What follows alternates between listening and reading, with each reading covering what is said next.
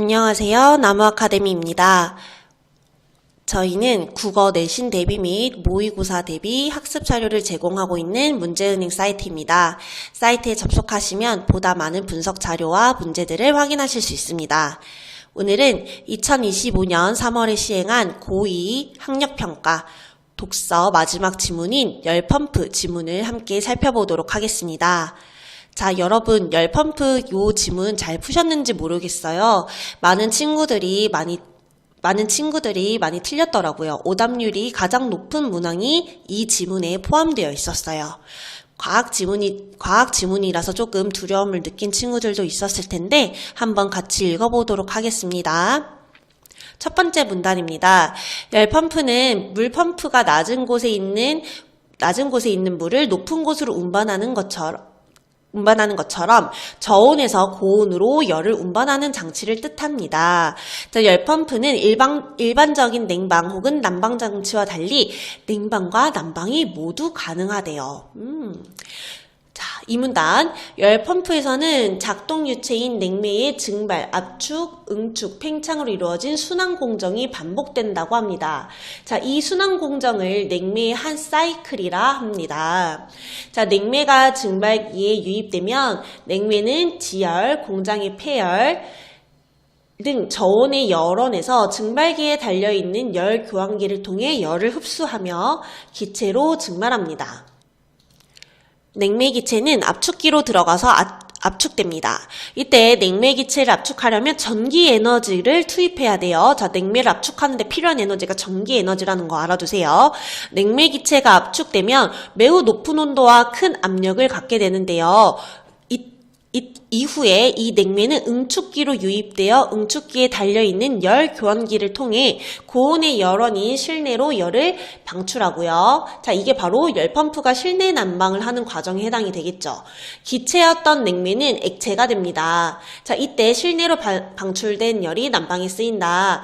응축기에 나온 냉매는 팽창 밸브를 지나면서 온도와 압력이 낮아져 처음에 증발기로 들어갔던 에너지와 동일한 양의 에너지를 갖고 다시 증발기로 들어갑니다. 이와 같은 일련의 순환 공정이 열펌프에서 냉매의 한 사이클이다. 자, 여러분 이 문단을 정확하게 이해해야 합니다. 열펌프의 작동 과정과 냉매의 순환 공정에 대해서 이야기를 하고 있기 때문에 어떤 사이클을 돌고 있고 각 사이클에서 무슨 과정이 발생하는지를 확인해 두어야 돼요. 증발, 압축, 응축, 팽창 이런 사이클이 반복되고 있는 거고 각 과정에서 어떤 에너지가 발생하며 어떤 결과물이 만들어지는지도 꼭 확인을 해두세요. 자, 3문단입니다. 열펌프에 설치되어 있는 역전 밸브는 냉매 흐름 방향을 역으로 바꿀 수 있다. 이때 난방 목적으로 쓰였던 응축기가 증발기로 이때는 작동하고요. 증발기가 응축기의 역할을 한다고 합니다. 자, 앞에 나왔던 과정을 반대로 진행을 하네요. 따라서 역전 밸브를 통해 냉매의 흐름 방향을 역으로 바꾸면 난방 목적으로 쓰였던 실내 응축기가 냉방을 위한 증발기로 작용합니다. 자, 그러면 여러분 열펌프가 어떻게 냉난방을 전환하는지 묻는 문제도 출제될 수 있겠죠. 그렇다면 열펌프의 성능을 어떻게 표현할까? 자, 열펌프는 저온의 열원에서 받은 열 에너지와 압축 과정에서 투입되는 전기 에너지, 이 두 가지 에너지의 합에 해당하는 열 에너지를 난방에 사용됩니다. 자, 따라서 고온의 열원에서 열을 받아 일을 수행하고 나머지 열을 저온 열원으로 방출하는 열기관의 성능평가 지수인 열효율로는 성능을 표현할 수가 없대요. 자, 그러면 왜 열효율로 열펌프의 성능을 표현할 수 없는지를 묻는 문제가 출제될 수 있겠어요? 왜 표현할 수 없죠? 사용한 에너지가 다르기 때문이에요. 자, 열기관의 열효율은 열기관의 고온의 열원에서 받은 열의 양 대비 수행한 일입니다. 이와 달리 열펌프는 성적계수라는 성능평가 지수를 대신 사용한다고 합니다.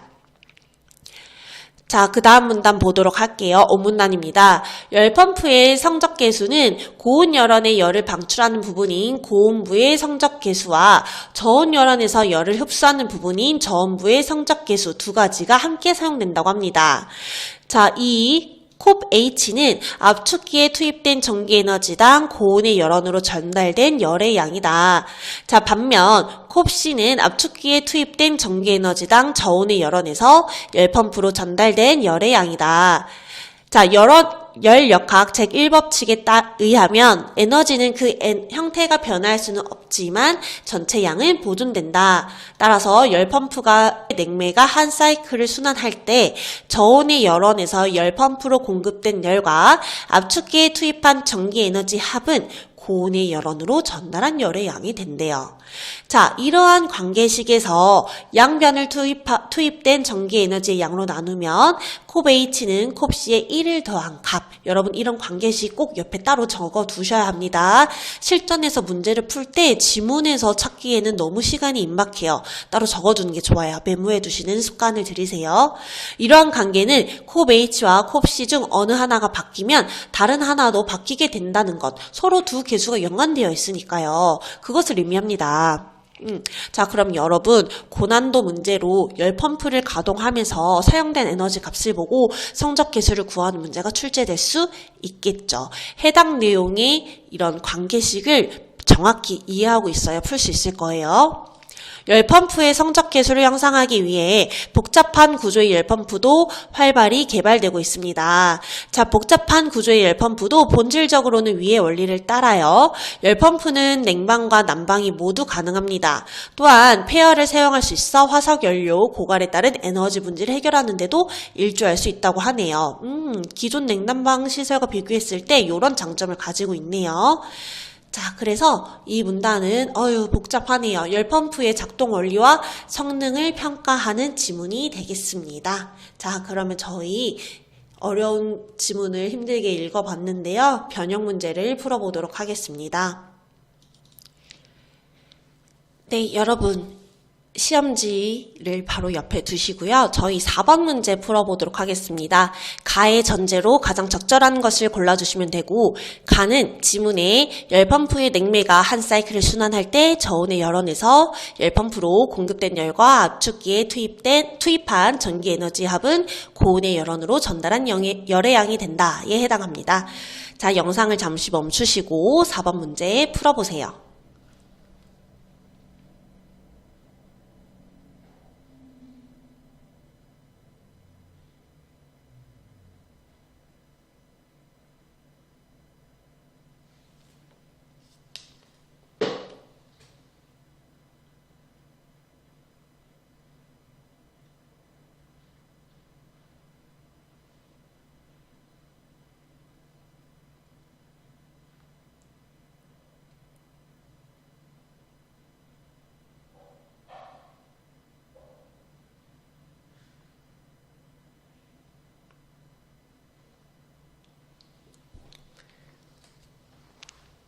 네, 한번 정답을 확인해 보도록 하겠습니다.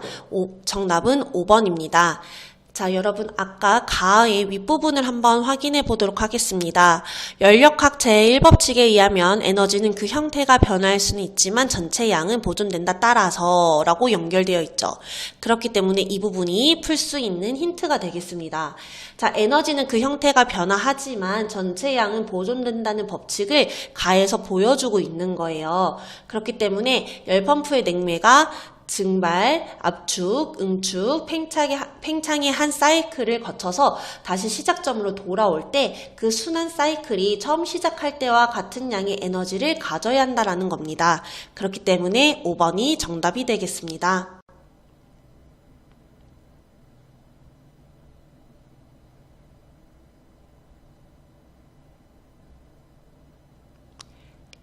적절하지 않은 선지도 한번 살펴보도록 하겠습니다. 1번 같은 경우는 이 부분 때문에 틀렸습니다. 형태가 언제나 일정하다. 자, 에너지는 그 형태가 변화할 수는 있지만 전체 양이 보존된다는 것이 열역학 제1법칙이었죠. 그렇기 때문에 적절하지 않습니다. 열역학 제1법칙에도 예외가 발생한다.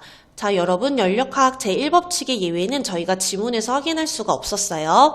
3번 열펌프의 효율은 열기간 보다 뛰어나다. 자, 열기관의 효율은 가의 내용과 관련이 없는 내용입니다. 자, 그 다음에 여기가 두 개가 복사가 됐네요.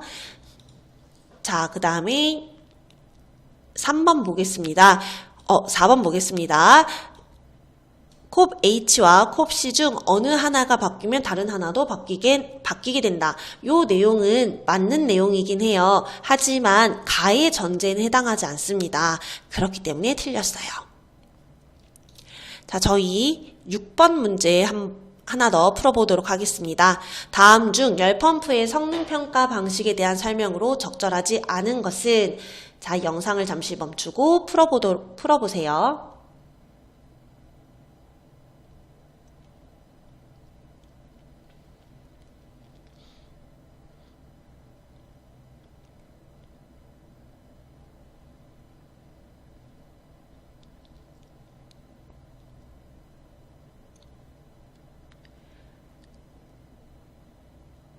네, 여러분, 정답은 2번입니다.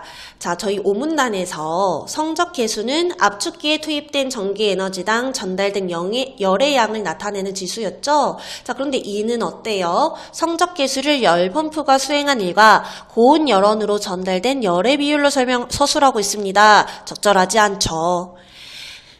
네, 나머지 1번, 3번, 4번, 5번은 지문에서 확인할 수 있는 적절한 선지가 되겠습니다. 자, 오늘 강의는 여기서 마무리하도록 하겠습니다. 더 많은 자료와 문제는 저희 나무 아카데미 사이트에서 확인하실 수 있습니다. 감사합니다.